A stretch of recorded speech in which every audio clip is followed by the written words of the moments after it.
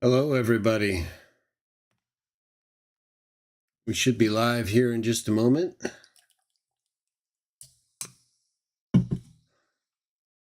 There we go.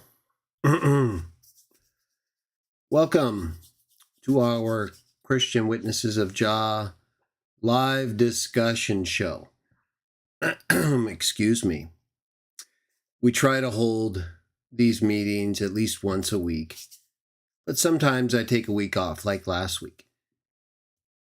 However, if you're subscribed to the channel, I always put up a notice. I always will post something in the community section of the channel.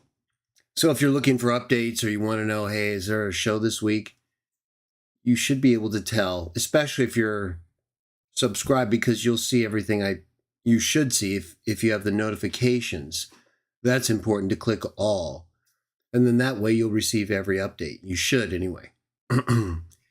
I understand sometimes there's problems with YouTube and its notifications.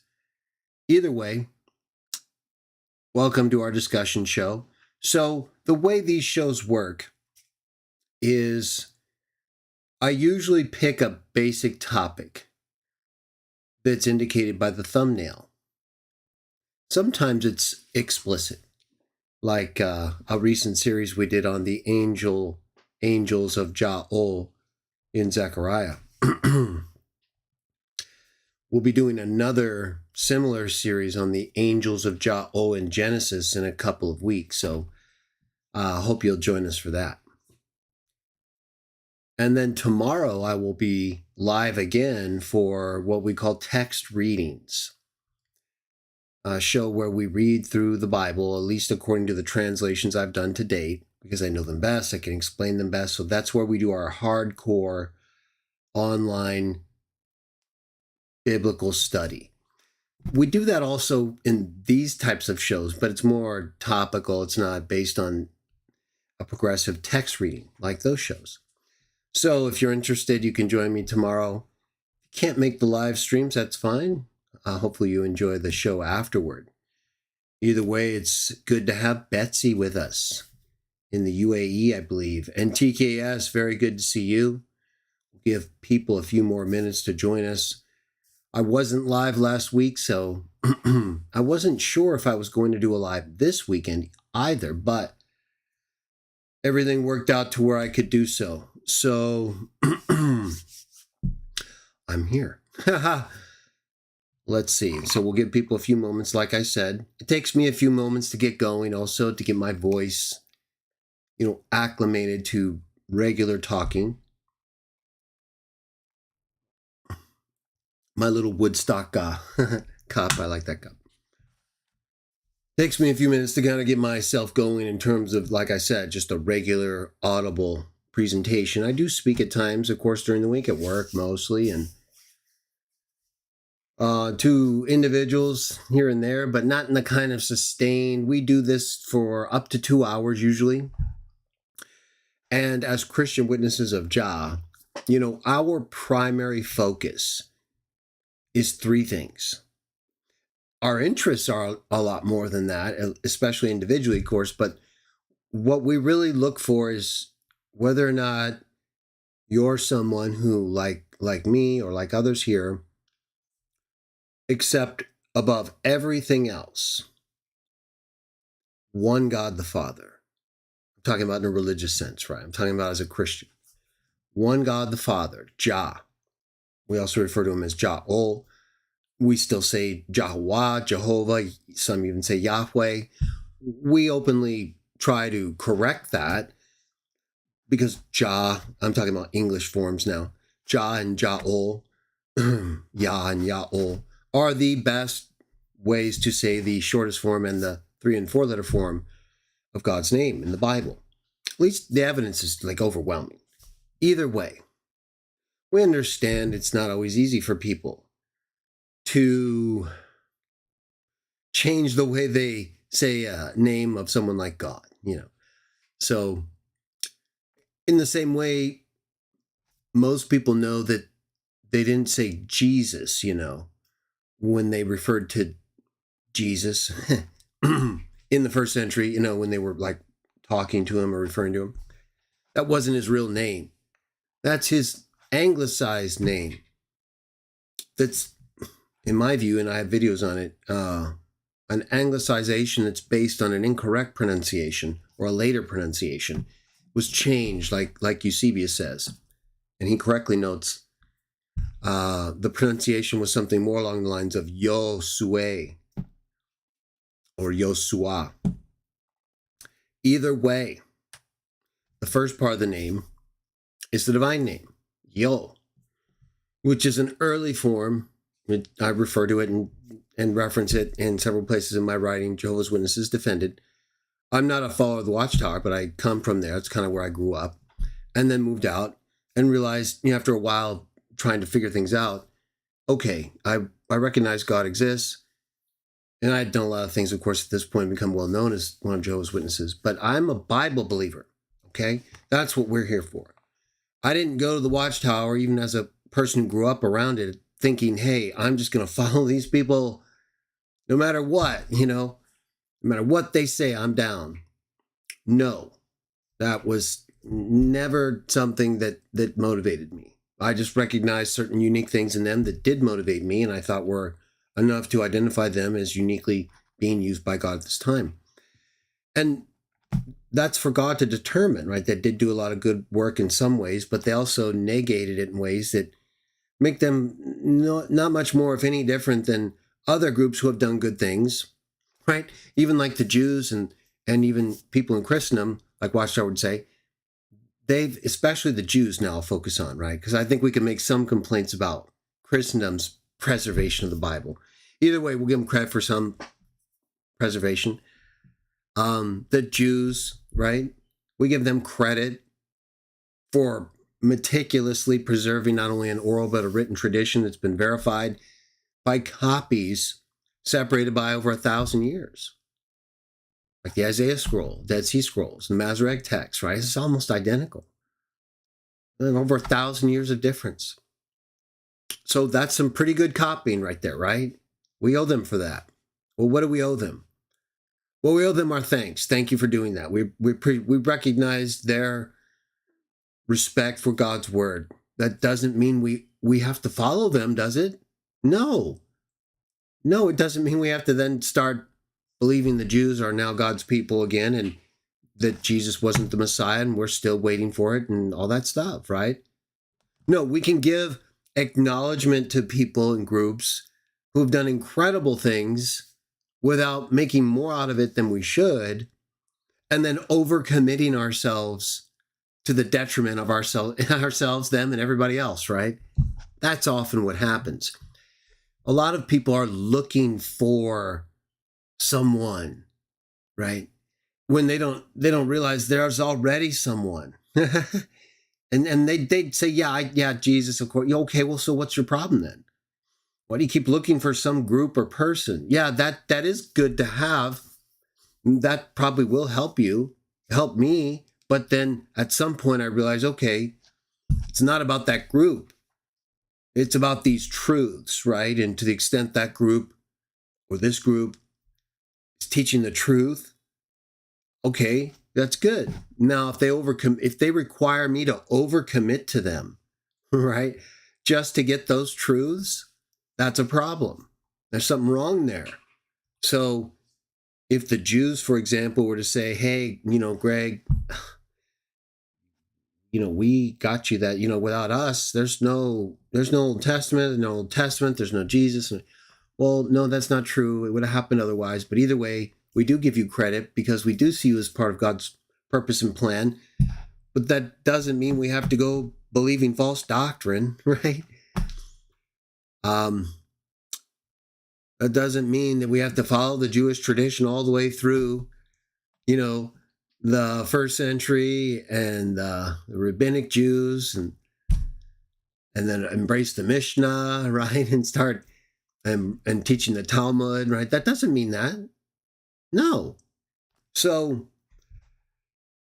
we should try to develop within ourselves an ability to acknowledge positive contribution and even what we would like, we don't think anyone's good, right? We all know that. We all know in Mark, Jesus says, "Why are you calling me good? No one's good." So that's the end of it. But people often do start to see us as good or others as good, and they're like, and then we can't be good, and so it's like, well, they're not good. Yeah, well, okay. Difference between us and them is we're not trying to be good because we know we're not. They are. They think they're not only good, faithful, discreet, all that stuff, right? Beyond good, I guess, right? Because faith. I mean, if you're deemed faithful by God, that's pretty good. So they've done it to, then we can't question it. You know what I'm saying? Kind of goes back to the watchtower thing, but this ties in with what I wanted to talk about because, as you noticed on the thumbnail, right, the feather. But just briefly again to finish what I started. Sometimes I get going, and then I'll trail off on it just to develop a further thought. But I'll come back. I was mentioning the three things that really we put above everything else as Christian witnesses of Jah. You can believe whatever you want. If you don't believe these three things, that's fine. But I don't recognize someone as a Christian witness of Jah. You can be another Christian, right? We don't claim to be the only Christian you can be. So some people take it like personal. If I don't want to hear what they're trying to say, it's totally whacked out, and I'm not here for that, right? It's like, well, look, you can go be whatever you want. You can go be a Christian. I'm not saying you're not a Christian just because I don't want to hear from you. I don't want to hear what I think is a weird teaching, Go do whatever you want. You're not here to get my approval. You shouldn't be. I'm not here to get your approval, right? Not other than, well, of course, just the general sense in which we all try to get basic social, and of course, we're a little beyond that. We do expect a little more sanctity, right? But perfection or not being able to accept people for their differences and personality ranges, right? That's kind of important when you're claiming to be a Christian, right? Because the whole idea is this: we recognize, or we're claiming to recognize, hey, we've got problems. Now, we're not embracing our problems and promoting them like pervs, right? We're not out here taking pride in abuse. No, nor even happy about it. If it happens, though, hey, we repent, we turn around, and we try to make it right. One God the Father. These are our three things. And we'll talk more about this whole feather in the ear and tickling thing. Ties in a little bit with what I was just talking about. We got Everett here. Good to see you. And we have Continental Hope of Salvation. This should be exciting. I'm very pumped up. I hope you guys are pumped up. I am. I apologize. It took me a little longer, and I just got out of the shower earlier, and I did the best I could, but that's okay. I'm not here for appearances. I do try to make the best appearance I can, though, so if I had to rush a little, I apologize. Either way, I'm glad you're here, because I want to make sure that we at least understand certain things, right? As Christians or people who are interested in Christianity, or if you're just interested in Christian Witness of Jah, right? One God the Father. Right, I'm still right there. Number one, Jah. Oh, number two, Jesus, his son, sent from heaven and became a man. Last Adam man. These are like explicit teachings in the Bible, right? Send forth Savior. 1 John 4:13. John 3:16. Right? We have preexistence all over the place. Groups like Socinians and others are ridiculous, right? They teach all kinds of absurd things.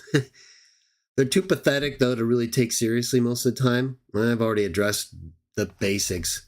I think it's pretty ridiculous, though.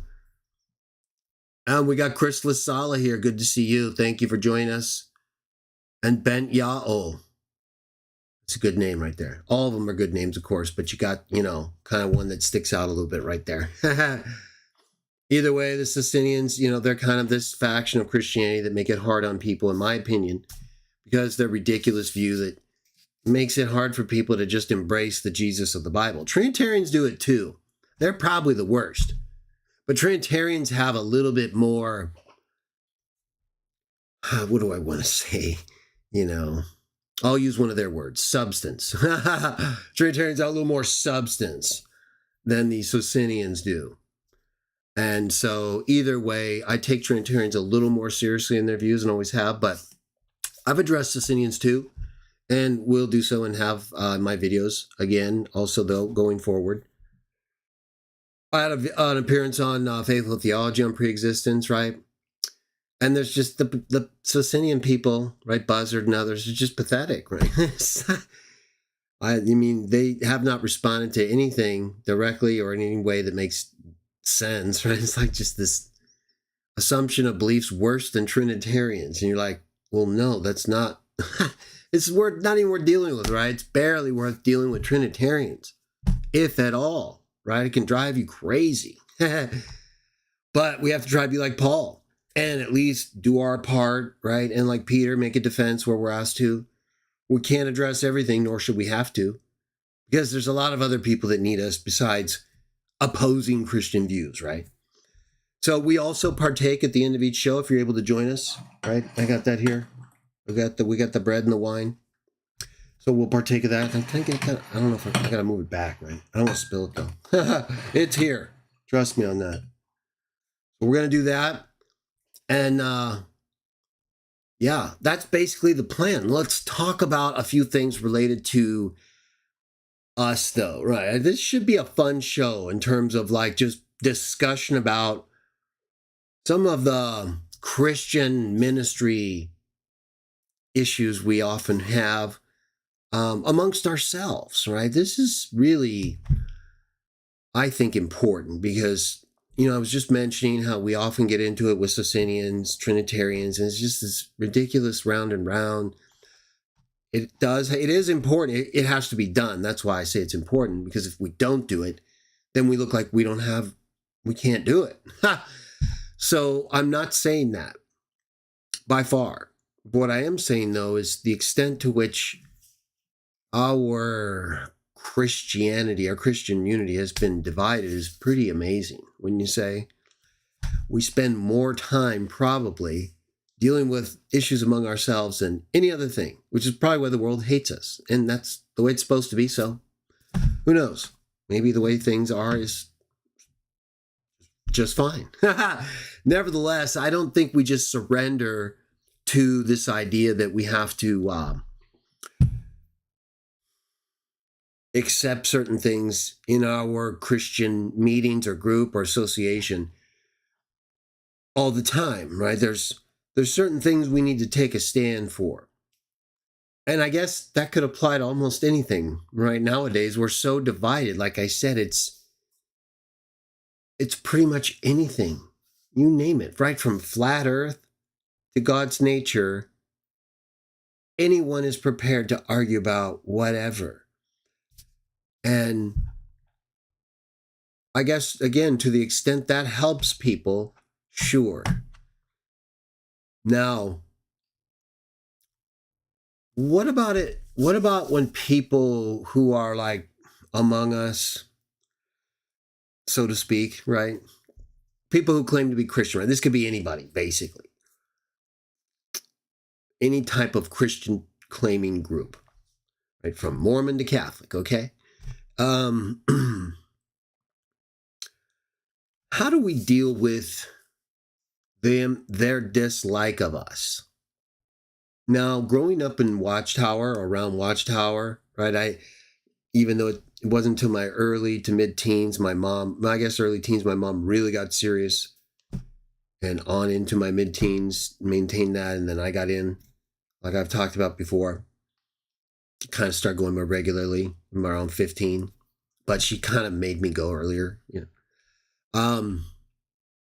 So I was used to a lot of stuff. Now I was in a place, I was in Huntington Beach in an area for a long time, all the way through, except for 1 year. I moved to Florida and missed part of my 8th grade year in Huntington Beach at the school I'd gone to since kindergarten.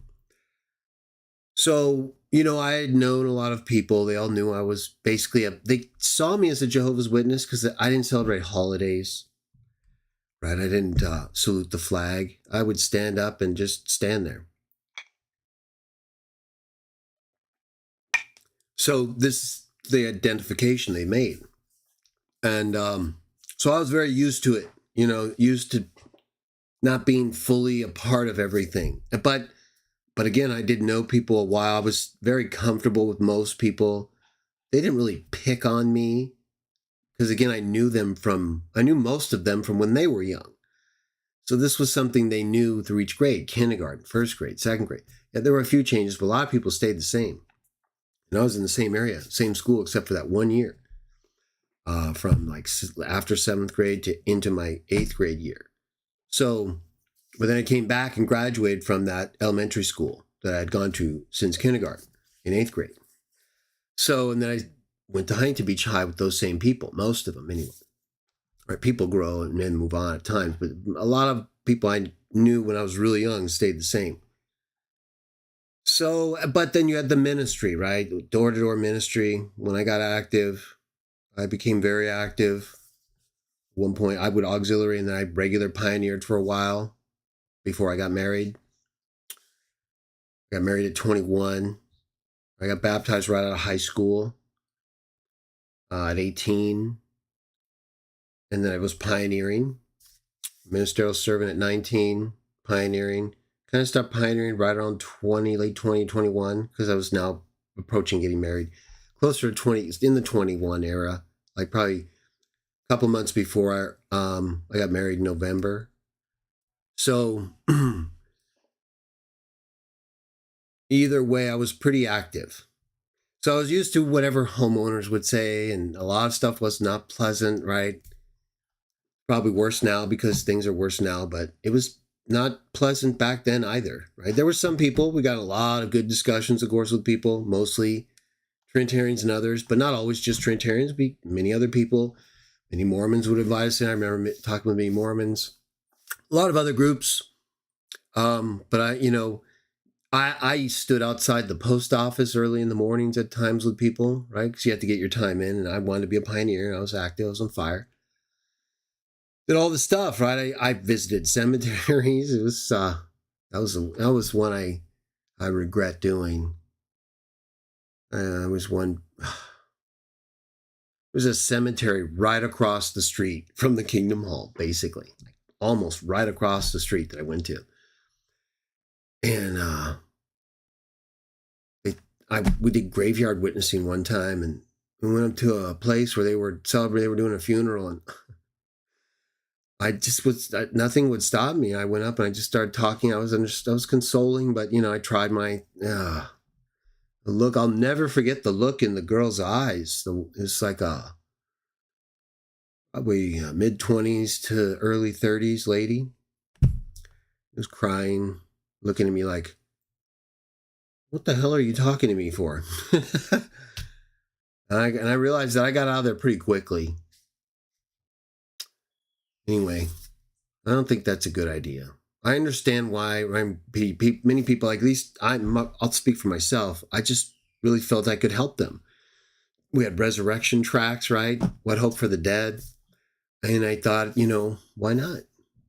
But I was a young kid, right? I was 19, 20, 21-ish, maybe 18, as early as 18 at that point.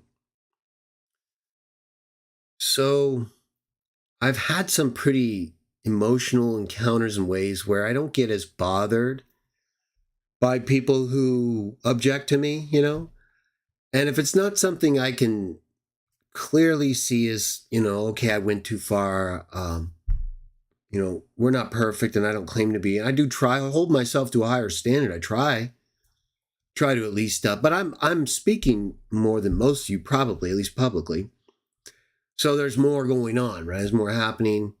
Certainly during periods like when we were dealing with Sam more, that's a little bit different time. I'm more on Sam's level because, again, if you're going to deal with Sam, as I've said before, and as Chris knows, then you have to kind of become a little bit like him, or don't do it. I don't like to do it. I didn't want to do it, as you all know, but it was unavoidable to an extent. And so, hey, that's just the way it is at times. And so I got out, I realized what was happening, and there was a point where it wasn't going to go any further. And so, hey, I have no problem saying that probably wasn't a great idea or a good use of my time. In one sense, yes. In another sense, no. So I try to be honest with myself. I try to ask because I'm not doing this because someone is like, I'm not saying anyone else does either. Not well, some do. But I'm not. There's nothing for me to lose here, right? I would do this even if it was just me and a couple other people. I'm glad I have more people, and I appreciate the opportunity to speak about God, Jesus, period.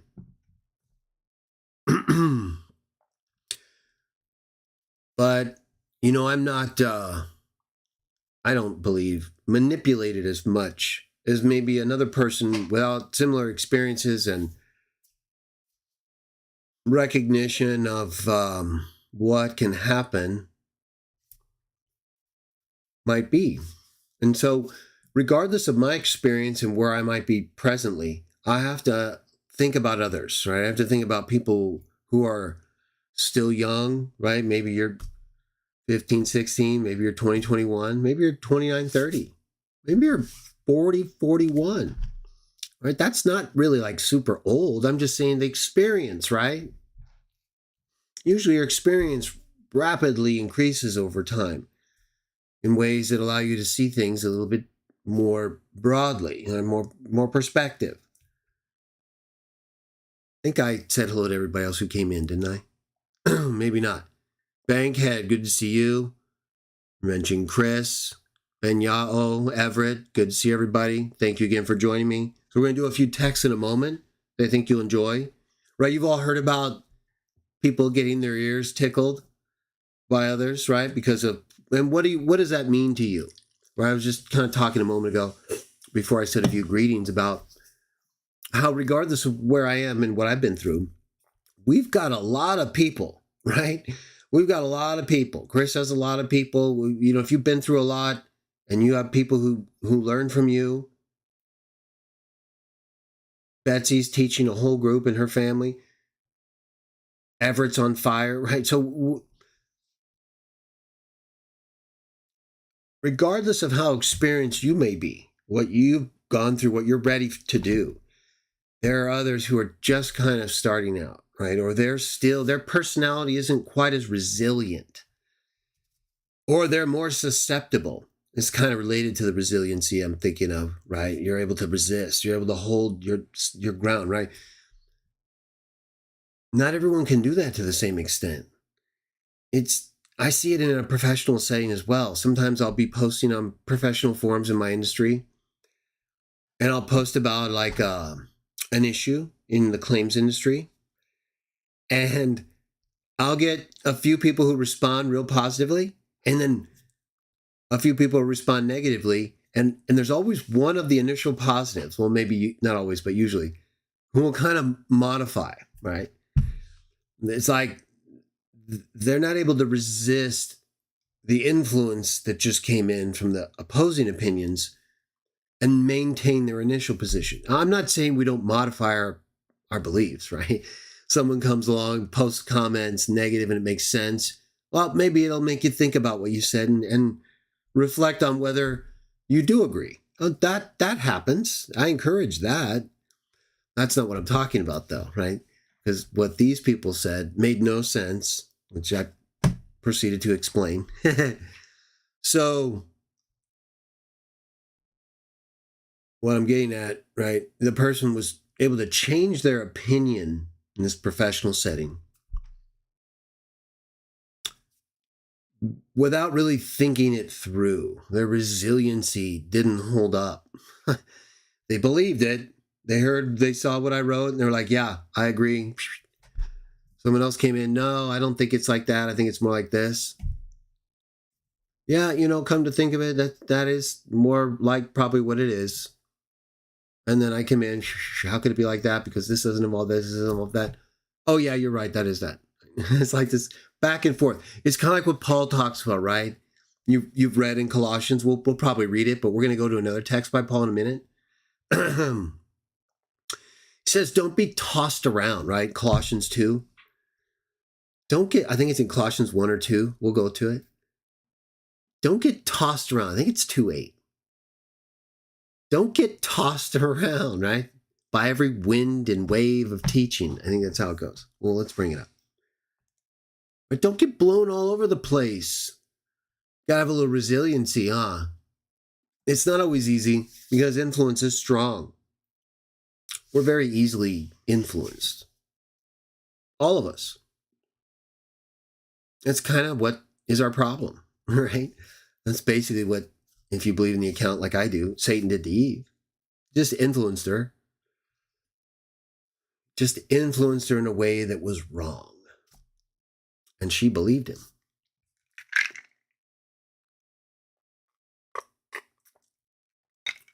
Then Eve influenced Adam in a way that was wrong. He accepted it. Then they both realized they were wrong. And God found out about it. So let's take a look, though. All right, since I brought it up, let's just go to that wind and wave of teaching. And then we're going to go to the ear-tickling, right? That feather. What's going on? Why is there a feather tickling someone's ear? Well, if you've read the Bible, New Testament, right, you know. And even if you haven't very much, you kind of know. You've heard that saying, right? Getting their ears tickled. What does that mean to you when you hear that? When you hear these people want to have their ears tickled, what is it that you understand that to mean? We're going to go to the text, but as of right now, right? You're probably right, so don't worry about it. Oh, I think I might have been wrong. It's Ephesians 4. Let me just make sure, though. If there's oh, yeah, I was wrong. I apologize. Ephesians 4. What's in? Let me just, because I'm curious now. I thought for sure Colossians 2. Let me bring you guys up real quick here. Boom. Split screen right there. We're using the NWT, as you know. And as I explained before, I'm from Watchtower. No Watchtower, no NWT. I've debated it publicly, in writing, and on video, and on radio. So, it's not perfect. No one claims it is that I know. But the way other people talk about it is totally gone, right?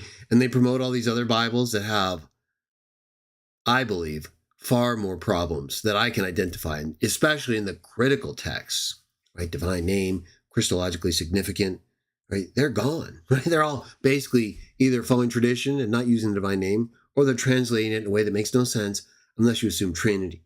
Right? So that's not fair to anyone. Let's go ahead. I give NWT credit for that. Watchtower gets credit for that, right? Just like we talked about earlier, everyone. The Jews get credit. Christendom, you get some credit, right? Could have done a lot more right there. They could have used a lot more codices right there and papyri and text without divine name surrogates. But appreciate that. Appreciate what you gave us. That's about it, though, right? Don't go crazy, right? We don't need to hear that we owe you our whole loyalty because you guys gave us some of these texts that aren't the best they could have been. Let's just be honest, okay? Colossians 2. I think Paul, what does he say right here? He makes a comment. Yeah. All right. It's not the one I was quoting, kind of, but it's similar. What does it say here? Colossians 2, 6 through 8. Therefore, as you have accepted Christ Jesus the Lord, right? God made him Lord. He was faithful until death. God raised him up, made him Lord to the glory of God the Father. We all know this. Philippians 2. Go on walking in union with him, rooted and being built up in him and being stabilized in the faith, just as you were taught, overflowing with faith and thanksgiving. Verse 8, look out. This is the one I was thinking of, but I didn't quote the way I should have. Perhaps there may be someone who will carry you off as his prey through the philosophy and empty deception according to the tradition of men, according to the elementary things of the world, and not according to Christ. Right? Of course, we're all familiar with verse 9. I have a whole video on it. So just search for Colossians 2:9, CW JahTube. And of course, Trinitarians love to ignore this verse, along with Colossians 1:19. Talked about it many times. That's not the purpose of this show, though. We'll try to answer any questions, of course, but I was talking about how this happens, right? This deception. People get confused. They get carried away like prey. Now, the text I was actually thinking of, well, I was thinking of Colossians 2:8, but I thought it said, what's in Ephesians 4:14, which is right here. Okay, we'll start in verse 11. Okay, actually, let's start in verse 10 so we can also make a connection with Colossians 2 that we just referenced. Trinitarian stuff again. I know. We can't stop it. It has to happen. Well, it doesn't have to. It just happens. Ephesians 4:10, the very one that descended, right, Jesus, is also the one that ascended far above all the heavens, right? We know Sam goes nuts. I responded to him on this, of course. I think it was in a non-video I deleted. I deleted a lot of Sam videos because I didn't want to keep going in that direction. And Sam didn't want to carry on with our discussion nor have the debate based on my 8.5-hour live stream in celebration of his 100K achievement. Either way, we've all hopefully gone through all that by now. I think, though, there's another video I have that's just more general, and I'm not going to delete everything Sam, as I've said. I'll probably still even do some Sam stuff, but I'm not going to feature him or deal with him directly. Again, I don't believe we can go any further in a productive way unless there's some. I have always kind of held out the notion there might be some joint thing with Sam, but again, Sam's not the most trustworthy person. And, we totally disagree with each other. So I'm just trying, I don't want to deal with Sam. It's not worth my time. It's not worth the energy, right? And all that energy I had to expend with Sam.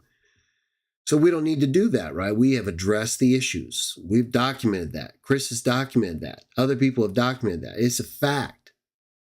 So it's done. Right? We know that. Okay? We have to be secure in that. But we've got other people. They don't care about Sam. They don't care about all this ridiculous stuff. Not that Sam is totally ridiculous. Don't worry, Sam.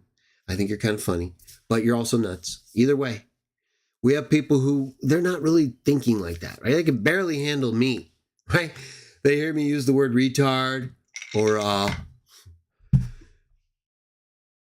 whack job even, right? They just can't handle it. Well, I'm not here to cater to people. If I did that, guess what? I'd be changing what I say every show, right? You're never going to please everyone. That's a fact. Like we've talked about with retard, right? They used to call retards people who are dumb. It used to be that they were dumb. Now people say dumb, and they don't want you to say retard. They mean the same thing. Right? It's so weird. It's dumb. Retarded. Either way, right? We've dealt with this. Right? We already know this, Sam. Because why? Right? As I explained previously, we're seated with him in the heavenly places. Right? We'll go to that in a minute, right? So we'll just do it now. Let's just finish it, right? Sam, once again, right? But we were prepared, right? We already know that in Colossians 3:1, if however you were raised up with Christ, go on seeking the things above, where Christ is seated at the right hand of God. So that's far above all the heavens, Sam. What does Revelation 3:21 say? He's sitting at the right hand of God on God's throne, on his throne, on his Father's throne. And then the very next verse, what? We're going to be sitting with him on that throne, which is right here at the right hand of God. So we're also far above all the heavens, Sam. If you could please stop that false teaching, we'd appreciate it. Either way, keep that in mind right there. Oh, let's go back up. Oh, and right here, Ephesians 2:6. I did reference this in my other video where I talked about Ephesians 4:10. But God, who is rich in mercy, for his great love with which he loved us, made us alive together with the Christ. Even when we were dead in trespasses, by undeserved kindness, you have been saved. And he raised us up together and seated us together in the heavenly places with Christ Jesus, Sam. Oh, I don't want to go backwards, Sam, but in going forwards, we need to stop teaching things that are not true, right? We want to follow the Bible. So Ephesians 4:10, when it says he's seated far above all the heavens, when that same writer, Paul, just said we're seated in the heavenly places with him. See, Sam, far above all the heavens doesn't mean it's not in heaven, right? Heavens is a plural that oftentimes just means the places where everyone else is, right? Whether it's the physical heavens or the spiritual heavens, right? God as well could be said to be far above all the heavens, but yet the heavens are his throne, right? So, you got to put it all together, Sam, and you don't need to go several hundred years in the future and wait for a pagan emperor and a false teacher and a liar in order to figure it out. No, we're all seated together. It says it right there. So we don't need to hear false doctrine when it gets to verse 10 of chapter 4. The very one that descended is also one that ascended far above all the heavens. We're right there too, Sam. In the heavenly places with Christ Jesus. He already said that he might give fullness to all things. Okay. Right there, right? Everybody, this is where you take a little pencil, right? Probably a little pencil or something that, you make at least you'll be able to see it. You go to Colossians 2:9 and you write Ephesians 4:10, right? We already know about Colossians 2:10, where we're possessed of a fullness also. And Colossians 1:19, where God saw good, right? Udakeo, Sam, right? Temporality, right? There's no question about it regarding the fullness. Pleroma. All right, so right here, Sam, in addition to Colossians 2:10, I keep saying Sam, right? Trinitarians, right? Let's just say Trinitarians, right? We don't make it personal with Sam. We did do that at one point because it was personal with Sam. He was nuts and he attacked us. So we had to respond. Right? It wasn't really personal in the sense that we were trying to attack him personally. But in one sense, it kind of was because Sam was personally offensive in many ways. And he may still be. But that's not our problem, right? Our problem is not to go around trying to correct everything involved with Sam. The very one that descended is also one that ascended far above all the heavens, that he might give fullness to all. Okay, there it is again. Trinitarians, more all things, right? It's all over the place. This use of all things with obvious exceptions or contextually limited, right? And so this would be the same thing, right? He's not giving fullness to Satan. No, Sam. I think I still have that video. I should still have that video because it's Sam and Dr. White and his whole, Colossians 1:20 reconciliation problem. Either way, that's not a big problem. We're not here about it, Sam. Right there, though, right? Everything gets fullness, Sam, right there. Right, he might give fullness. So just like he got fullness, Colossians 1:19, Colossians 2:9, and then we're possessed of fullness, Colossians 2:10. We're seated with him in the heavenly places, far above all the heavens. Makes perfect sense, Sam. Heavens are God's throne. Jesus on God's throne. We're on God's throne. And we have a fullness just like him. So if we can stop with the Trinitarianism, everybody, we can stop reading. I know we've broken off a little bit. It's important, right? We get this all the time. They go nuts. So we have to stop them. We have to be prepared, right? Pencil it in. Ephesians 4:10 gave some as apostles, some as prophets, some as evangelizers, some as shepherds and teachers, with a view to the readjustment of the holy ones, ministerial work, for the building up of the body of Christ, until we all attain the oneness in the faith and the accurate knowledge of the Son of God, to a full-grown man, the measure of stature that belongs to the fullness of Christ. Okay, so right there, we're going to have the full, that we're supposed to meet that same fullness. It's just like Colossians 2:10 says, but they don't understand it, right? So that's why I say, read Ephesians 4:10 through 13 with them when they have a problem with Colossians 2:9. But in our case, this is the main text for tonight. Verse 14, Ephesians 4, in order that we should no longer be babes, right? You know, everybody, you know how I got it like in that open session, the last one on predestination. I took it out on that guy who publicly commented in a ridiculous way about two murderous kooks and took issue with my use of retarded for them instead of taking issue with them for mowing down elderly people, multiple people, right? Insanity and other stuff.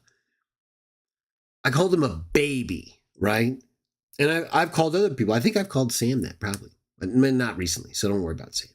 When I do that, I am, in one sense, when we do that, we're saying what? You're being immature. You're not acting like a mature person. Mature people don't go running around requesting that people they don't know not use terms regarding two murderous kooks, right? That's a baby. That's someone who's not fully grown as a social or physical man or a spiritual man. He's calling people babies right here, right? He does it again in Hebrews as well, I believe it's Paul. Either way, we should no longer be babies. This is the part I was referring to earlier when this whole thing got started. Tossed about by waves and carried hither and thither, here and there, by every wind of teaching, by the means of the trickery of men, by means of cunning in contriving error. We should stop being babies. It's just moved around, like I said a moment ago about that example in the social network. But one of the participants who was swayed back and forth, just literally trying to please everybody, which ends up pleasing nobody, right?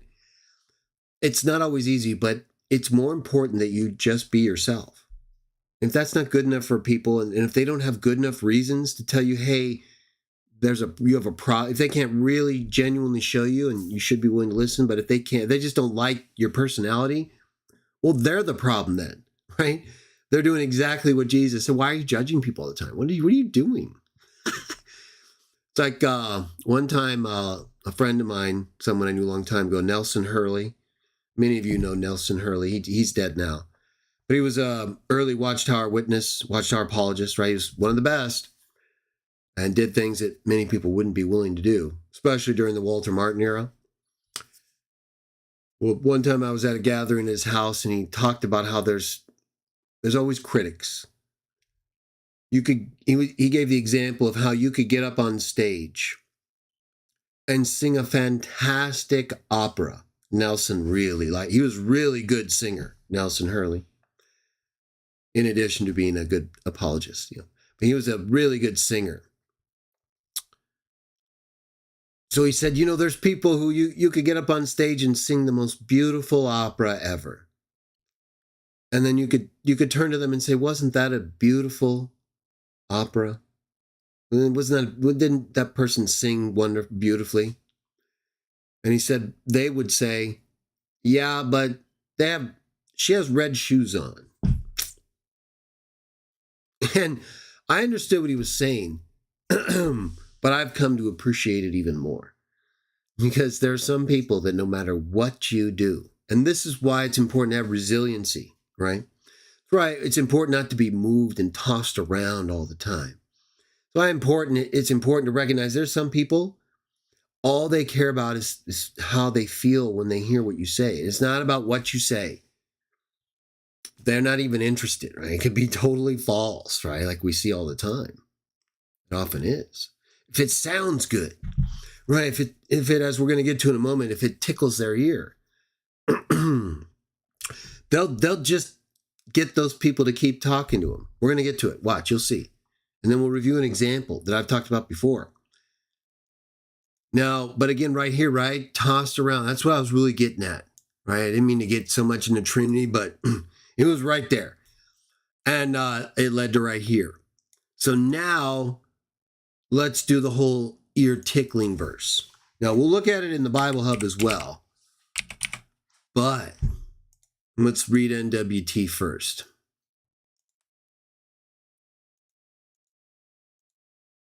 So 2 Timothy 4:3. Let's see how you guys are doing real quick. Let's take a quick look.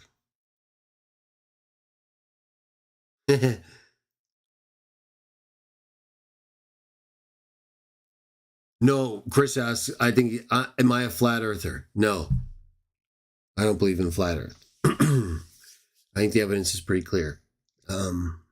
Technology all around the world is based on a global earth. Planes, flight logs are all based on a global earth.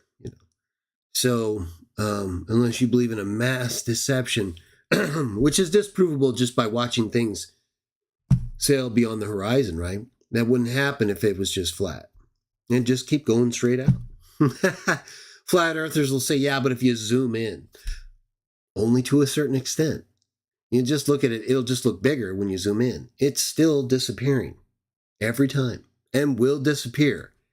You keep that telescope on it, flat earther, it'll be gone if you keep watching.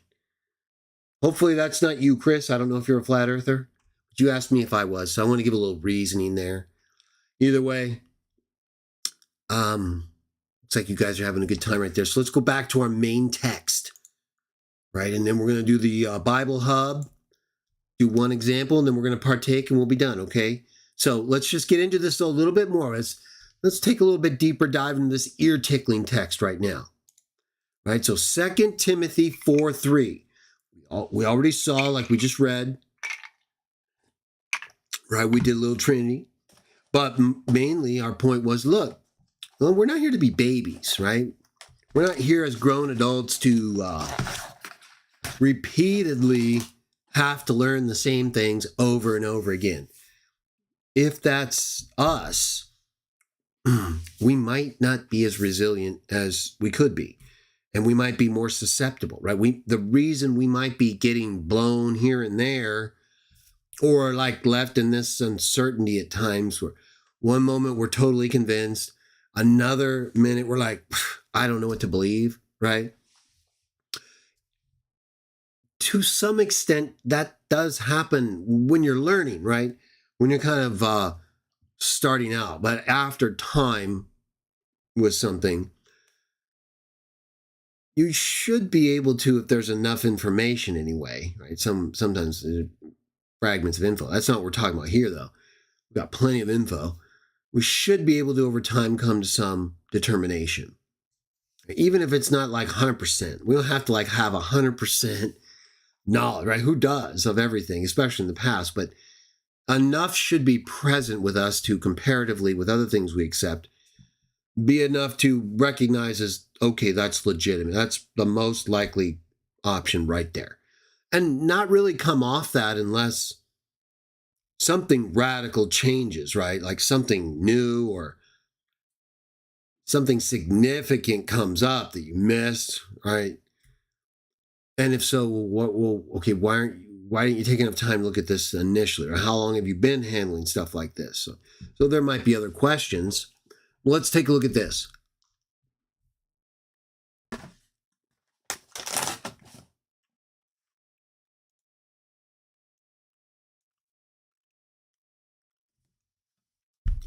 Second Timothy 4:3. We'll read NWT and then we'll go to the Bible Hub. Well, let's just start in verse 1. I solemnly charge you before God and Christ Jesus, who is destined to judge the living and the dead, and by his manifestation and his kingdom. Preach the word. Be at it urgently in favorable season, in troublesome season. Reprove, reprimand, exhort, with all long suffering and teaching. Okay, here's the key verse.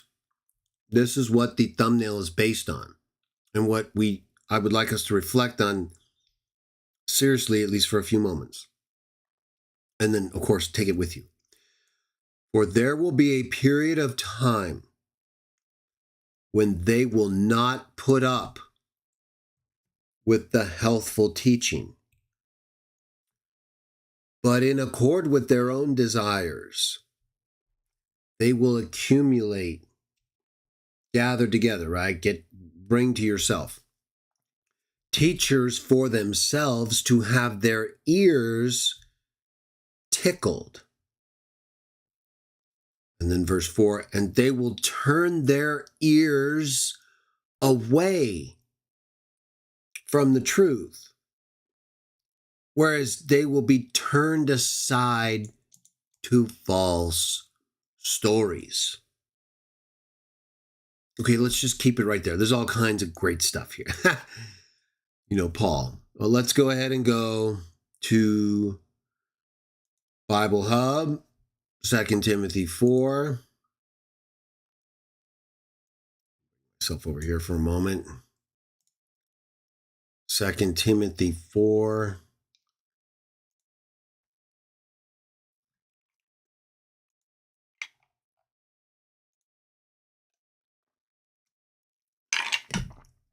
And we'll just do the same thing we just did with NWT. We'll read starting in verse 1. Bring myself up in the appropriate position there. So I'm looking at the text. Okay. Let's see if I can make that a little bigger.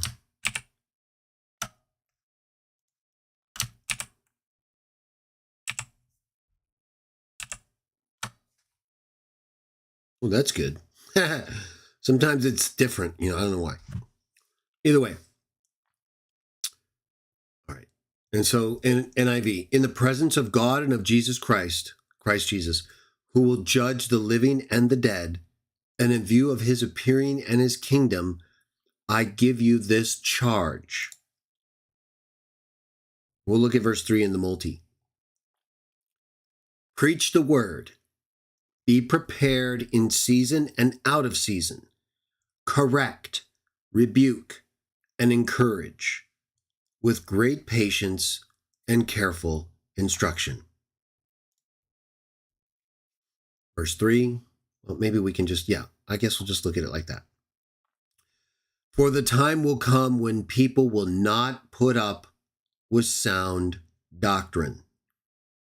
Instead, to suit their own desires, they will gather around them a great number of teachers to say what their itching ears want to hear.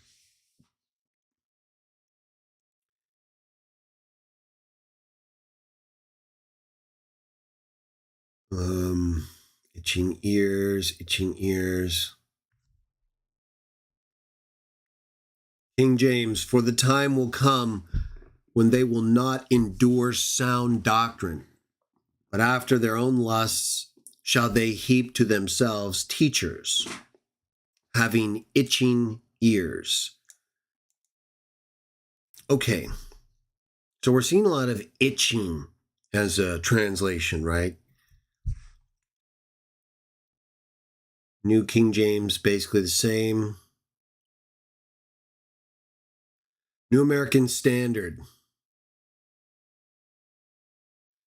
For the time will come when they will not tolerate sound doctrine, but wanting to have their ears tickled, they will accumulate for themselves teachers in accordance with their own desires. Same in the NASB 1995-97, ears tickled. Legacy Standard Bible, but wanting to have their ears tickled, they'll accumulate teachers for themselves, teachers in accordance with their own desires. Okay, so we get the sense here that is basically between, in these translations, itch and tickle, right? So there's something going on here where it concerns not putting up with sound doctrine and having desires or lusts to the point where they get teachers I think it's better to look at this as desires, right? Lusts tends to have mostly, if not exclusively, a sexual connotation. No, I guess it doesn't always, but it often does, very often. Of course, it's King James, a little outdated in terms of language there. What's the New King James say? Desires. Okay, that's better. I think that's better, and it would allow for the inclusion of sexual lusts. But usually, people who have sexual problems like that, although with the LGBTQ stuff today, yeah, this is definitely happening in a sexual way, right? They're getting teachers to try to validate their perversion, right? Sorry, homos, it's pervert. You know that. So just cut it out, right? This looks ridiculous. And, if you don't want to talk about it in terms of what it actually is, then forget it, right? You guys are the biggest homophobes on the planet, and that will not change until you admit what you're doing. And then as soon as you do that, it's over, right? So anyway, let's focus, right? So we have the sexual perverts, and then we have the spiritual perverts, right? They want people to teach them things that make their ears feel better, right? They got this itch. What's going on with their itch? Okay, well, let's see. Let's go ahead and take a look at what it shows here in the Greek. 2 Timothy 4:3, there will be a time when sound doctrine does not endure, but according to their desires, they gather to themselves teachers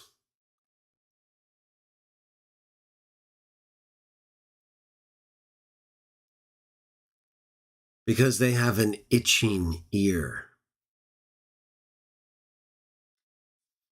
They have an itching in their ear. There's okay, so do you see what's happening? They're gathering around themselves teachers, right? That's really the key. They're not going to put up with sound doctrine. Well, who does that come from? From whom does sound teaching come? Teachers, right? Teachers, now, and teaching, remember, teachers have to be like God.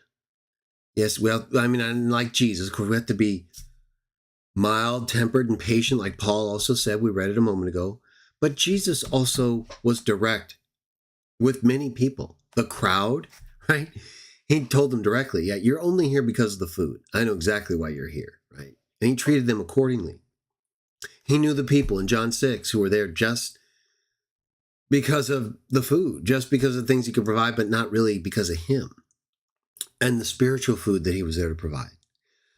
So he didn't hesitate to speak directly to people. He didn't hesitate to speak directly to the chief priests and say, well, why don't you ask the people who have heard me? Hey, they've heard me. Why are you talking to me? So much so that the guard saying bye didn't care what he had said. It was how he had said what he said. You speak to the chief priest that way? Right? We did a video about it a couple of shows ago. Christian Witnesses of Jah Live, the thumbnail shows the guy slapping Jesus. It wasn't what he said. What did Jesus say in reply? If I spoke rightly, why do you strike me? But if what I'm saying is wrong, bear witness to the wrong.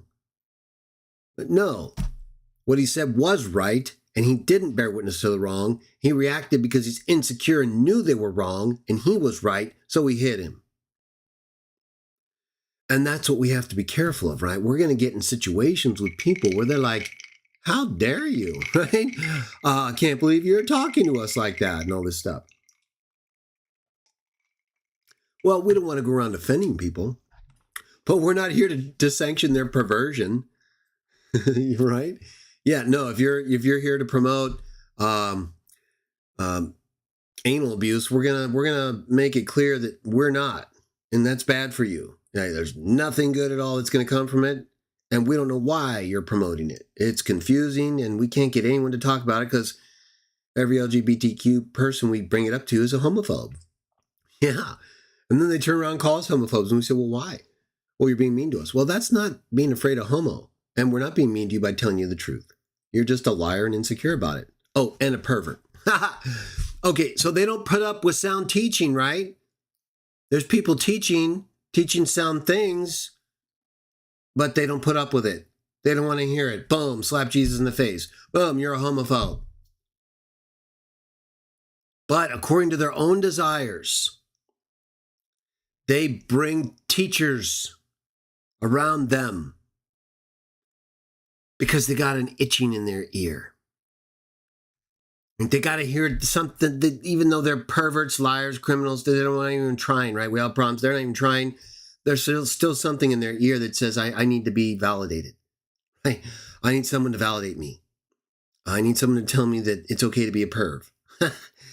Well, yeah, you can be a pervert, LGBTQ pervs, or any other perv. You just can't promote it as the right thing, right? Did you not hear that? Because I say it all the time. But you don't listen, and you lie, like Trinitarians do, even though I say things that are true about them all the time.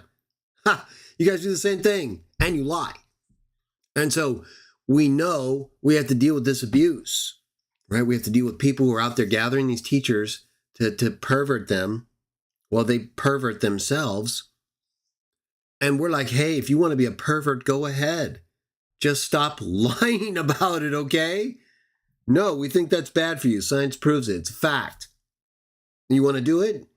You want to blow out your rear end? Okay, go ahead. Go for it. No one is stopping you. But you guys are so insecure and bothered by the fact that we don't abuse ourselves the way you do. You lash out against us because we're a living testament to your perversion. Right?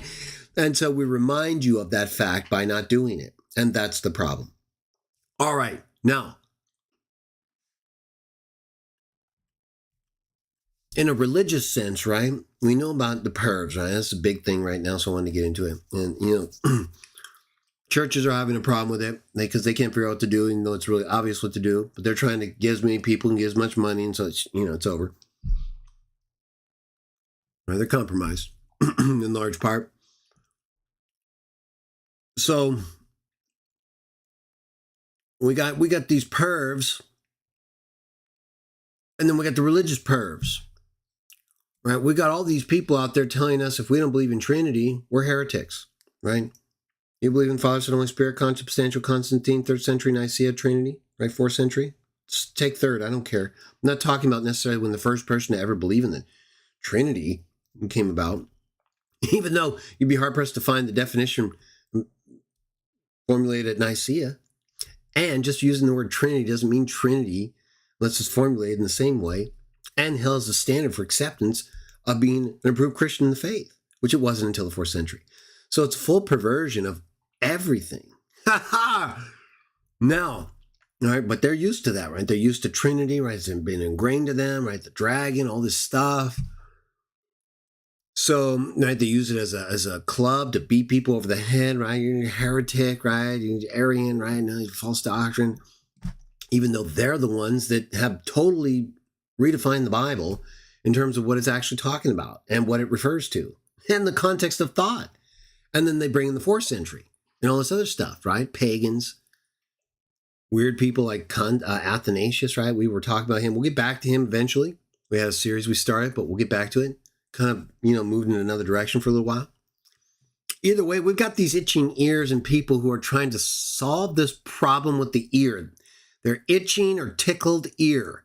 It's bothering them, right? They got to do this, something. So they got to do something. Metaphorically, what they're doing is gathering teachers. Okay, that's the equivalent of whatever would be necessary to stop the itch. To stop the itch here, they gather these teachers around them to pervert sound doctrine, right? They don't want to put up with it. What? No homo? Right? I thought, what would be another name? Like if I got to choose a new name?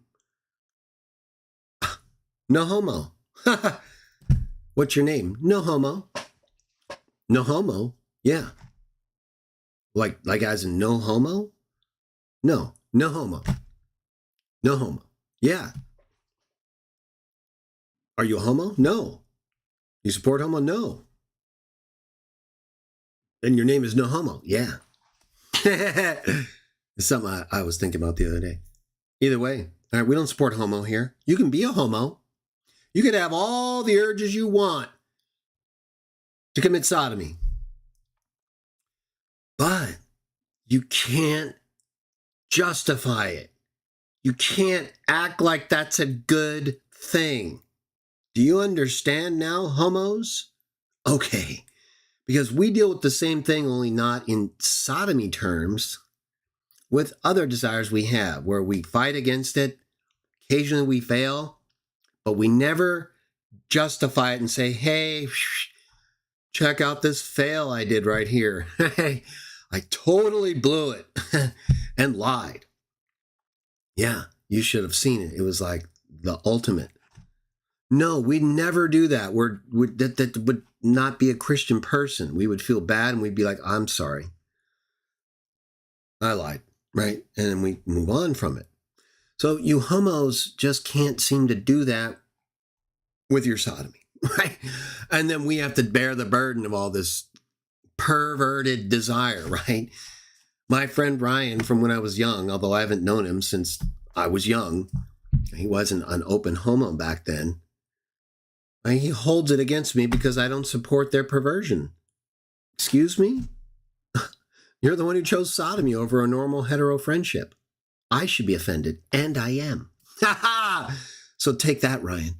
Okay.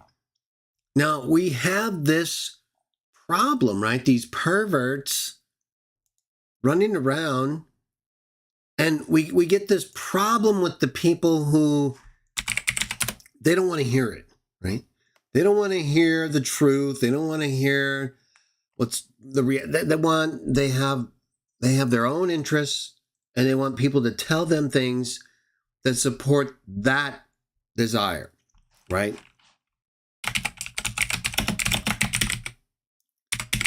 And if you don't do that, then they're going to hate you, right? They're just like Watchtower in many ways. It's really amazing, right? We get Watchtower people, and I wasn't really ever like this. I would talk to people who were disfellowshipped. I mean, not as openly as I couldn't, right? They wouldn't even talk to me.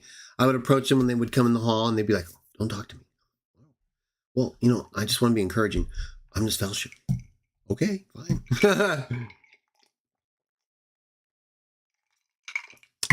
You're not a leper.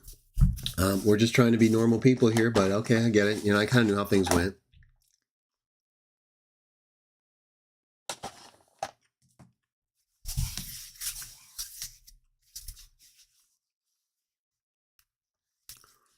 So we're not here to, make people be something they're not. What we are here to do is to have a standard of what is correct.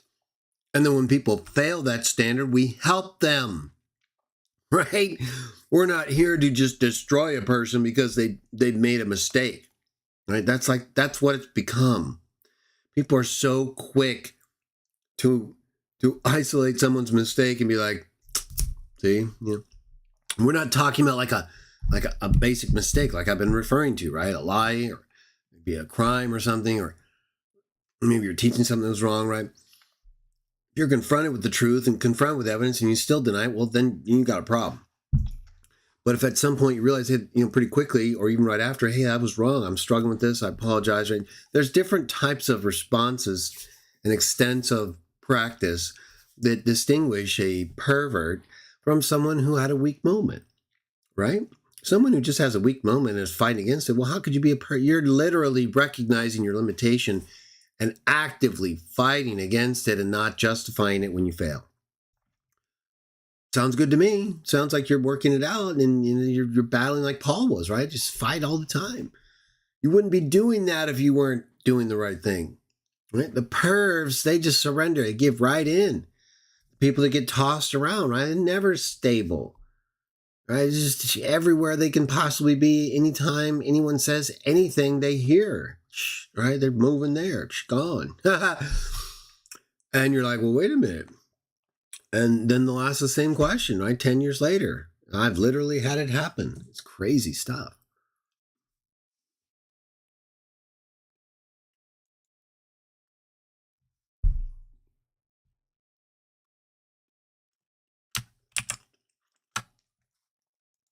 I've talked about this before.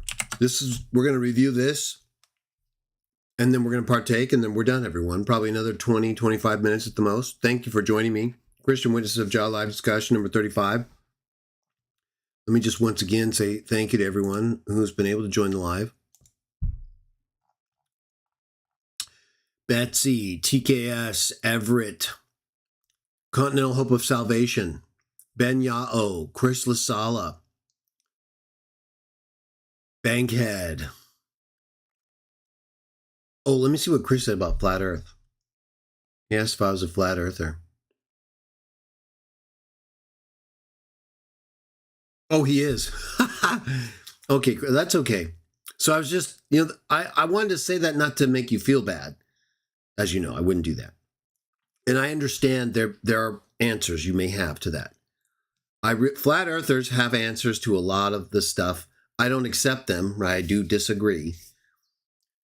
But I'm not like unaware that they don't have arguments for their stuff, right? So being a flat earther is not a disqualification for being a Christian, in my view. It's not, again, I said 3 things. That's why I tried to limit that, right? We could get caught up in all kinds of different stuff, literally. And is that going to be a good reason for us to disunite over the promotion of Jesus, right? A lot of people do. A lot of people hear my views on flat earth that are flat earthers, and they hear I'm not, and they freak out. I wouldn't freak out on them, right? I don't think they're correct, and we get into it a little bit when they're here, right? But I don't like start wanting to disassociate from them. I get the feeling they kind of want they start thinking I'm nuts. And so what's the natural thing? Well, you think they're nuts, right? It's like, well, wait a minute. Either way,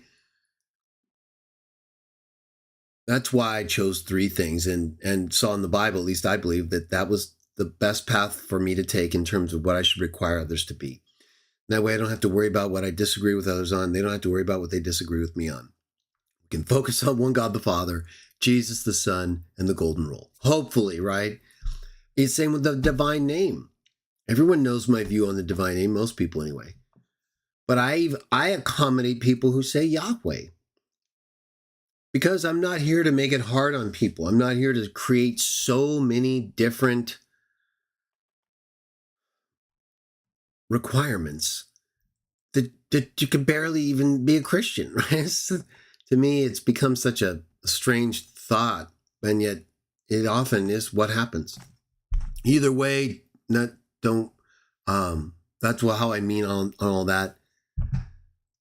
And even if we strongly disagree on some things, again, if it's not one of those 3 things, for me anyway, I'm not going to think of you as anything but a normal person and a Christian if you in any way believe those 3 things. And even if you don't, I treat everybody as a normal person. Even the homos, right? You could be plugged up and fully sodomized. I'm not going to treat you any differently other than I might not hang out with you as much, right? We're not going to be having dinner as frequently because I don't practice sodomy. Right? I'm not interested in the same lifestyle. So why would I spend more time with people who are doing something totally different? I doubt something like flat earth would create such a distinction, although it could, right? It just depends. Depends on how strongly people believe in this stuff, right? How much does it push your buttons? Different people react across the spectrum, let me tell you. And I've had my moments where I'm like, look, this person's on whatever subject, where I've thought people are nuts on something that's not one of the 3 things, right? It happens. But I don't hold it against them. I'm not like hating them forever. I just think they're nuts right there, right?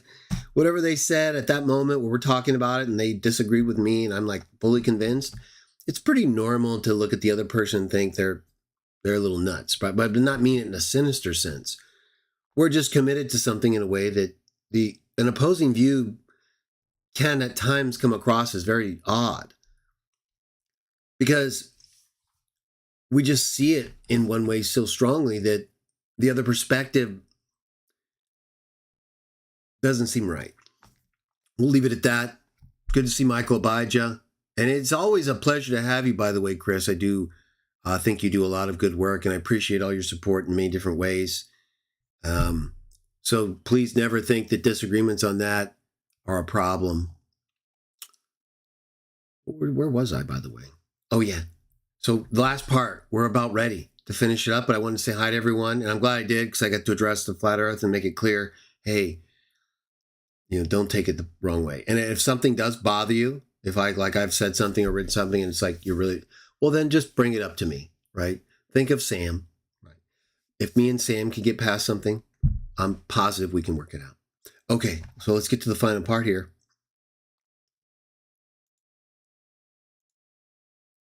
And that's kind of a big part of what we're here for, right? This whole ear tick. Not everything is going to sound like what we want to hear. Sometimes it probably isn't right, even if it is isn't what we want to hear, right? Just because something doesn't tickle our ears doesn't make it right. I understand that. So, we got to be careful there as well. But we really do especially need to watch out for the people who are like Peregrine, right? Peregrine the pedo, or as he's also known as Proteus, right? This is from Lucian, a 2nd century writer, wrote about this individual named Peregrine or Proteus. And he was this guy, I've got a video on it. I've talked about it a couple times, and I have a whole video where I go through this whole narrative by Lucian. He's writing to an individual named Cronius. Make this a little bigger. And he's talking about Peregrine, this guy Peregrine, okay? And he's a guy he's a pedo. He's like the way Lucian talks about him, he's like this catastrophic individual who would take advantage of anyone, right? Well, let's take a look at a few of the things that he says here. But he's basically someone who, after he died, Lucian wrote about because he was just blown away by the guy, right? But in doing so, Lucian talks about Christians. He's one of the earliest references in the writings and videos I've done about non-biblical Jewish or Christian sources confirming Jesus or verifying Jesus' existence. Lucian's one of those. He's a 2nd century Greek writer who writes about different things. And he writes about this individual, Peregrine, Proteus. And in talking about him, he talks about the Christians. And there's a lot here in Peregrine that mirrors what we see today in some groups. In particular, I'm going to say Watchtower, and you're going to see why. Okay, not just with the pedo stuff. We're all Watchtower people, right? There's a problem there, right? We all can see it. Either way, let me just show you here for a moment. I wonder if I should make that a little smaller for a minute. Well, until I get down right here, where he refers to the Christians in Palestine. Okay. Right. Remember, it's Palestine because remember the Romans renamed Judea to Palestine after they destroyed Jerusalem. Right. It's kind of related to the whole ongoing thing you see today with Jerusalem and Palestine. So either way, that's why you see that in a 2nd century work. So now, again, there's a lot we skipped here. I have a whole video on this. Some you can easily pull up and look at. This is from the Works of Lucian, volume 4. It's page 82. All right, so there's a lot of stuff there, but look at what he says from here forward. Okay, we're going to read this part, make a brief application, partake, done. Ready? Let's go.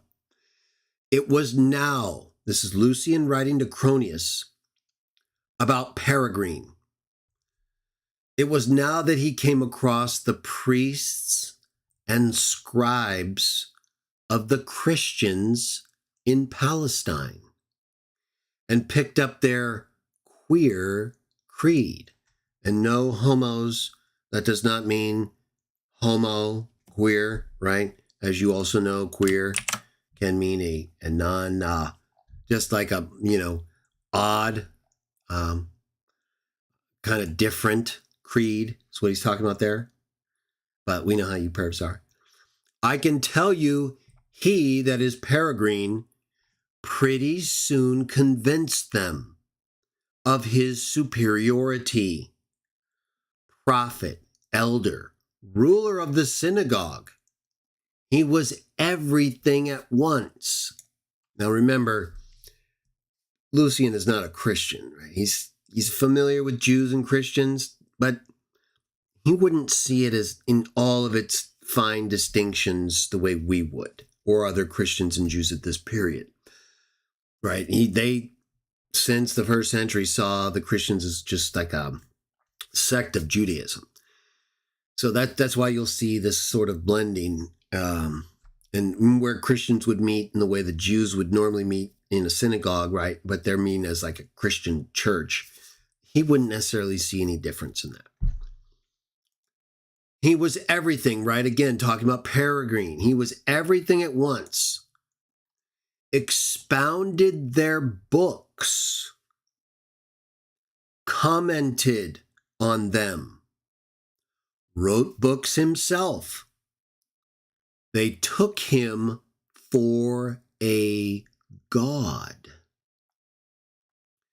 Accepted his laws and declared him their president, right? So probably Lucian is getting some details wrong, or is referring to Peregrine's influence on a more aberrant sect of the early Christians. But he might just be getting a few things wrong in some sense, or interpreting it in a Greco-Roman sense. So using terms or phraseology for people like Peregrine and the way he was being viewed, right? You can see how, therefore, they would also see Jesus as a god and the way he was treated, right? They're looking at Peregrine as being treated as a god. The Christians, worship a man, talking about Jesus, to this day. This is the historicity part of Jesus that I often refer to. 2nd century, a poet and writer, Lucian, refers to the Christians and their, worship or honoring. We know how worship is in the Bible. Proskuneo, have is bad. We all understand except Trinity. Trinitarians understand it, right? I see it as Trinity. But this is something that he's given Trinitarians. He's exalted to the position where he received something he didn't have before, right? It's different from God, right? So we talked about it. Trinitarians still deny it. The distinguished personage who introduced their novel rights, talking about Jesus, and was crucified on that account. Well, the end of it was that Proteus was arrested and thrown into prison, right? Very much like the Watchtower Society in the early 20th century, right? They did the very same thing in similar ways, right? They obviously believed they were superior. They started looking at themselves as special in terms of Russell's writings and how you needed them, how you could use them and not the Bible and be in light. But if you went back to the Bible, you'd be in pure darkness. And there's a special elevation given to Russell and to Rutherford and to the Bible students back then. They expounded their books, commented on them, wrote books, right? They're like the biggest book publishing company of all time, probably, or one of them. Maybe not of all time, but you know what I'm saying, especially in a religious setting. They go crazy with all these books and things. They have all this false doctrine in them. Some true, but a lot false. Either way, I'm not saying just writing. I've written books. I'm not saying writing a book is necessarily the exact same thing here. But there's an extent to which, right, I've written a few. I've probably read a few more. I'm not talking about, I don't have to write like several books every year and then revise them and then repackage them and say the same thing only differently in terms of an interpretation of prophecy or chronology, and then change everything, require everything at the same time and then move forward, right? I don't do that. I'm not trying to generate this ongoing interest in my own special thinking about end-time events or unique prophecies or calculations. Just very plain teachings of the Bible, right? Things that don't depend on me. They just depend on whether or not you can read. And you have the Bible. Right? So all these things happened 2nd century, everybody. What did Paul say as soon as he went away? He knew people, oppressive wolves, were going to enter in and do what? Mistreat the flock. And start, just like he said in Ephesians 10, right? He's going to get people tossed around here and there. Just like in Colossians, right? Being carried away like prey. That's exactly what happened here with Peregrine and the Christians in the 2nd century, at least to the extent that Lucian's getting it right? I'm sure there's some truth here. I'm sure Lucian's basing this on his observing Peregrine get involved with whatever group of Christians this is and see some of these things happen, because that's what he's talking about. There'd be no other reason for him to write about this. He's blown away is why he's writing about it. Peregrine died, and he's like, look, you got to hear about this guy. This guy's crazy. So he starts talking about the Christians, right? It's just a small part of it. And it says the distinguished personage who introduced their novel writes, right? And then it says, talking about Jesus, well, the end of it was that Proteus, Peregrine, was arrested, thrown into prison. This was the very thing to lend an heir to his favorite arts of claptrap and wonder-working. He was now a made man. The Christians took it all very seriously. He was no sooner in prison than they began trying every means to get him out again, just like Watchtower, right? They've often referred to being thrown in prison for their quote-unquote seditious behavior. That doesn't prove anything. It just proves that the government at that time saw you as a threat and put you out of the way. And whether or not this is something God wanted to do, it's certainly not indicative of him choosing you and employing you in a way that is not reflected in your teachings. Right? So, but when this group saw, right, sometimes it happens. Christians, this is what Paul's writing about. Don't get carried away. Right? Stop moving around all the time and believing every single little thing you hear just because someone says it. Come to a point where you're not moved so quickly because of something that happens, right? Make sure you're dealing with the right person, right thing, right teaching. Don't be moved off your space so easily. Right? Think of it as that game. What was that game where you had to like stay on your space? Well, there's one like King of the Mountain, right? But there's other games where you have to like hold your space. You got to think of that. You have to think of Christian spiritual wars like holding your space, right? Remember being resilient. We got all this stuff. We got all these people trying to tell us stuff. We got all these homos out there trying to get us to be sympathetic toward their abuse, right? They want us to just accept it and go along with it and let it happen so they can keep misleading people. And if they told people the truth, yeah, we want you to be a homo, but it's going to cost you, quite a bit of your life and quality of life and other stuff, money for stuff, then that'd be one thing. We could at least say, yeah, they're being honest. Is that what you want? Are you sure you want, that? But they're not. They're lying to everybody, lying about us, and promoting all this nonsense. So, there comes a point where we have to be like, hey, no, you gotta hold your space. You gotta be resilient. Do not compromise things that are true. We don't compromise our sexuality. We won't compromise our gender. We're not compromising nothing that's true. They're compromising it. Just like they compromise their rear end and other things too. So the last thing we do is follow people like that, right? The last thing we do is follow people like Peregrine. He's a pedo. Everything else that could be done for him, they most devoutly did. They thought of nothing else. Talk about the Christians. Orphans and ancient widows might be seen hanging about the prison from break of day, right? They think he's some special Christian person appointed by God to tell them all these things. Sound familiar? Their officials bribed the jailers to let them sleep inside with him. Elegant dinners were conveyed in. This is how strongly they got attached to the things he was saying, things he was writing. The lies he was telling them, right? He knew they had an itch. Peregrine knew if he scratched that itch and just told them what they wanted to hear, they'd treat him like a god. And that's exactly what other religions, right, do. Look at the Catholics, look at the Pope. Basically treated like a god, right? Yeah, pretty much. Certainly not as a normal human. Because he tickles people's ears, right? He scratches their itch on a massive scale.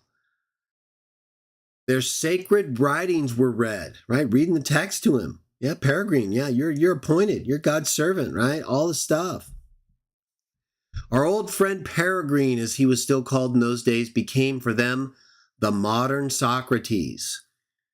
In some of the Asiatic cities, too, the Christian communities put themselves to the expense of sending deputations with offers of sympathy, assistance, and legal advice. So he got around to different congregations, right? This wasn't just some isolated sect of a few, dozen or 100, confused Christians. Peregrine was slick, right?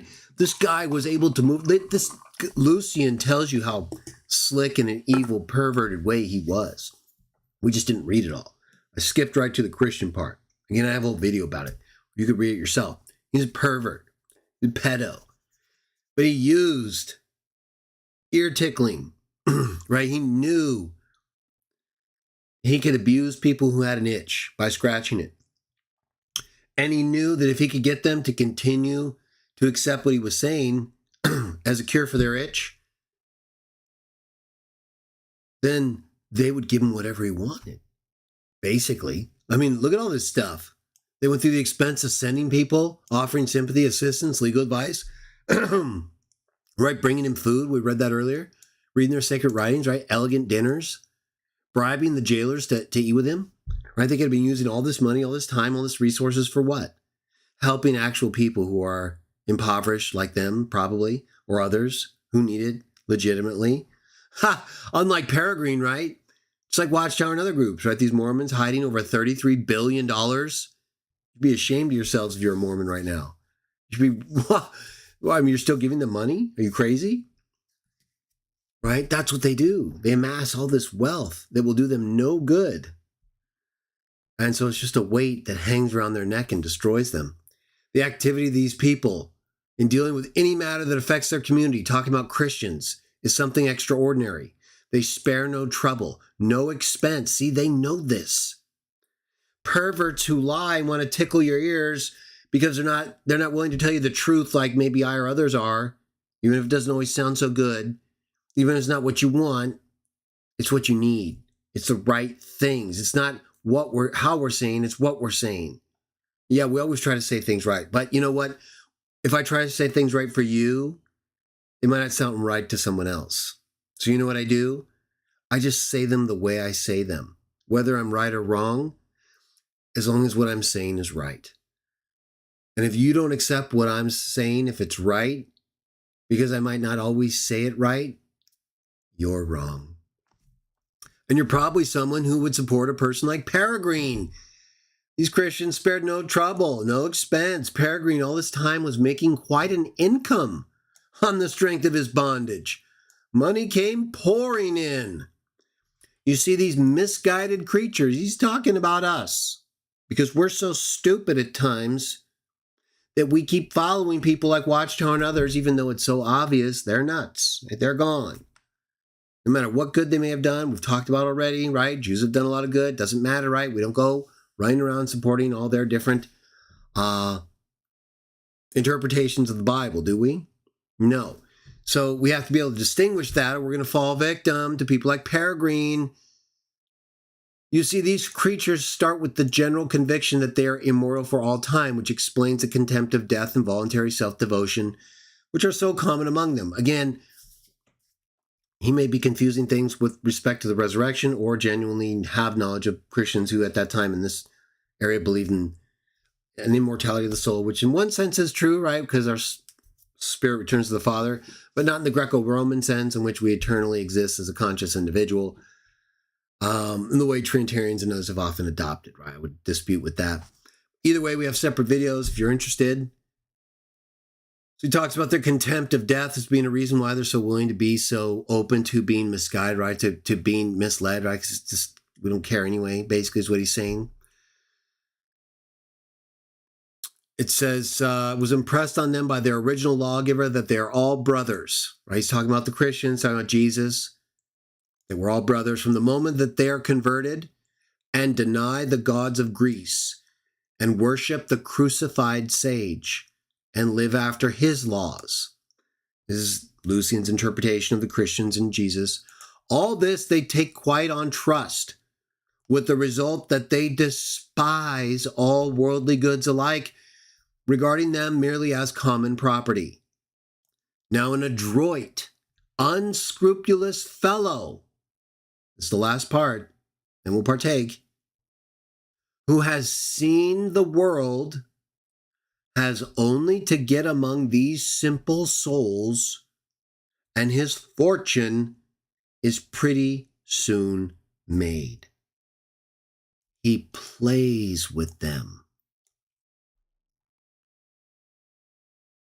You see that? Now, this work of Lucian, this has been around since the 2nd century. Right, probably hasn't obviously been available to everyone since then on the scale it has been since the last 100 years or so. When the Loeb Classical Library and other publishing houses made it available. And it was available in other forms before then too, but not as much as today. Non-Christians who are perverts know this account, many of them. The Peregrine's a pedo. If you read the whole rest of what Lucian writes, he's a pervert. And he's someone who's unscrupulous and has seen the world, right? This guy's despicable, right? We're not going to go into all his perversion, but I've done it before. Again, you can read on your own. That's why Lucian's writing about him. He's whack job. But he was able to get in with these Christians. He was able to mislead a lot of them. And look at all the damage he did, got these Christians to do.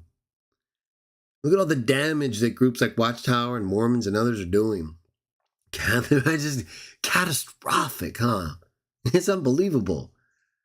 But it had to happen. It was allowed because that's what people chose, right? They accumulated for themselves, like Paul wrote to Timothy, teachers to deal with their itching ears, to make them feel better,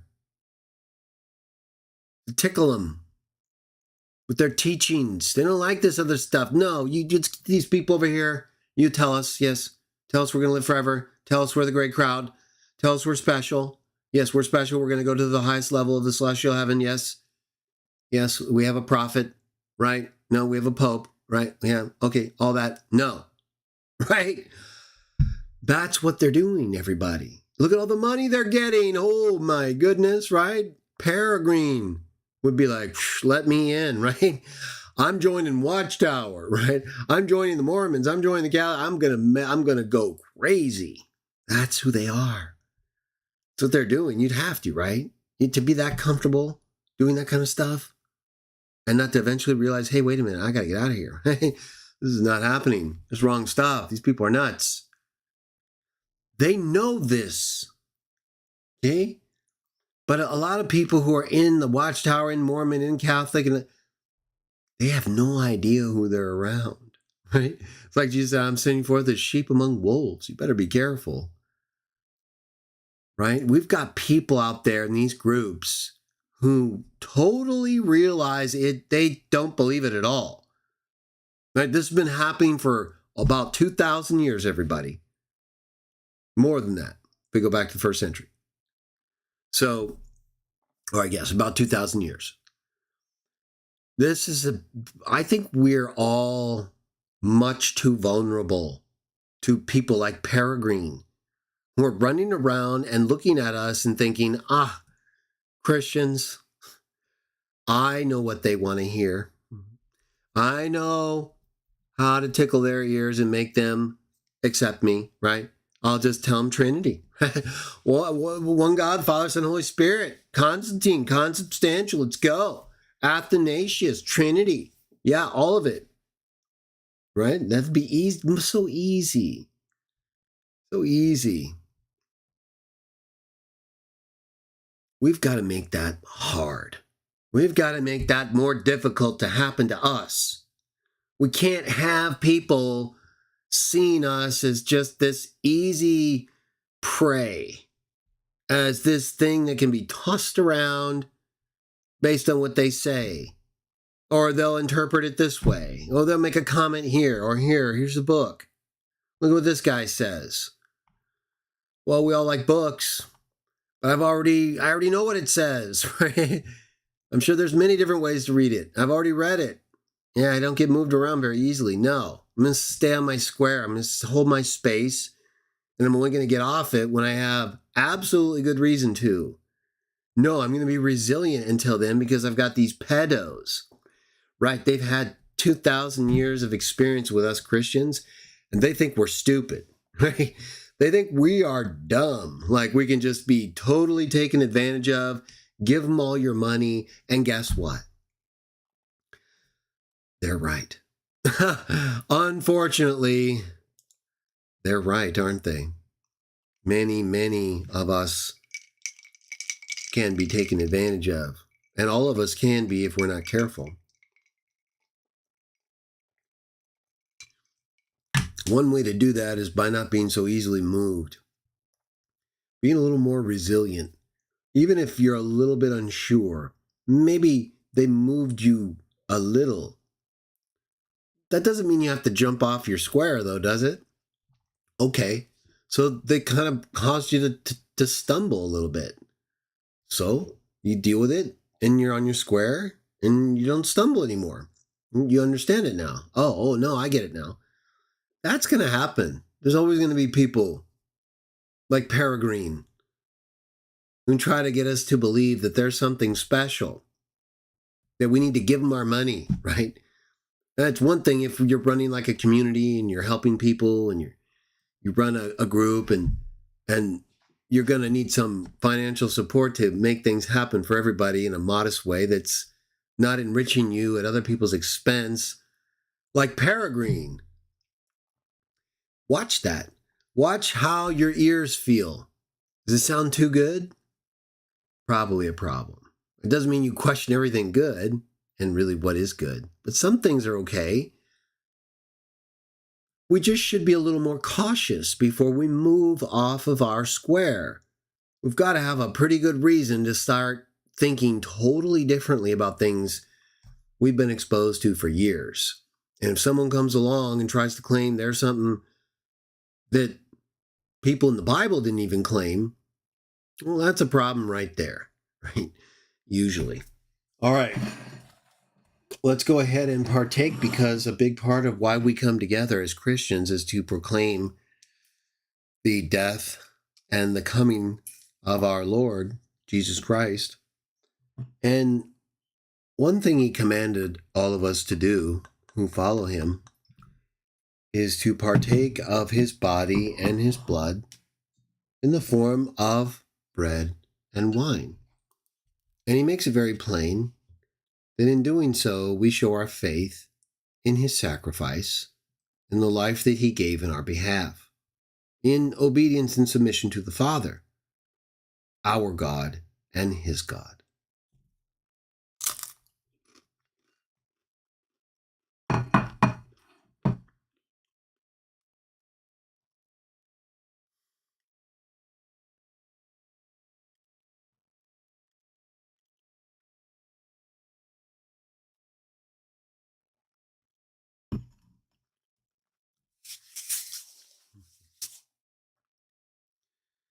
Well, I really missed being here last week, but sometimes it happens.